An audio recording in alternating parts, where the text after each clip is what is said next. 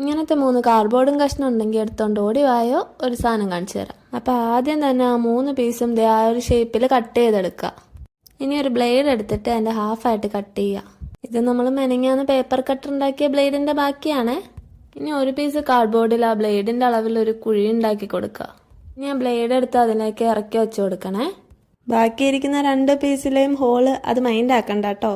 എൻ്റെ plan was different, പക്ഷേ അതങ്ങോട്ട് ഒത്തില്ല. ഇനി ബാക്കിയുള്ള ആ 2 പീസും ഇതിൻ്റെ മേലെ വെച്ച് ഒട്ടിച്ചു കൊടുക്കുക. എന്നാലും ആ ഹോൾ ഇടണ്ടായിരുന്നല്ലേ. കുഴപ്പമില്ല, പ്ലാൻ ബി ഉണ്ടല്ലോ. ഇത്രയും കണ്ടപ്പോൾ തന്നെ എന്തായാലും സംഭവം എന്താണെന്ന് മനസ്സിലായി കാണുമല്ലോ. ഇനിയിപ്പോൾ ആ കുഴീൻ്റെ വൃത്തിയേട് മാറ്റാനായിട്ട് നമുക്കിത് ഇതൊന്ന് കവർ ചെയ്തെടുക്കാമേ. ഞാൻ ഓറഞ്ച് പേപ്പർ വെച്ചിട്ടാണ് കവർ ചെയ്തെടുക്കാൻ പോകുന്നത്. ഇന്ന് പേര് പറയാനുള്ളത് സഫക്കുട്ടീൻ്റെ ആണേ. അപ്പോൾ ഹായ് സഫക്കുട്ടി, നിങ്ങളുടെ പേരും വീഡിയോയിൽ പറയണമെന്നുണ്ടെങ്കിൽ കമൻറ്റ് ചെയ്താൽ മതിയേ. അപ്പോൾ അത് ഫുള്ള് കവർ ചെയ്തതിന് ശേഷം ഒരു ഗ്രീൻ പേപ്പർ എടുത്തിട്ട് ഇങ്ങനെ ഒരു ലീഫിൻ്റെ ഷേപ്പിൽ മേലേക്ക് ഒട്ടിച്ചു കൊടുക്കുക. അപ്പോൾ നമ്മുടെ ക്യാരറ്റിൻ്റെ ഷേപ്പിലുള്ള പേപ്പർ കട്ട് റെഡി ആയിട്ടുണ്ട്.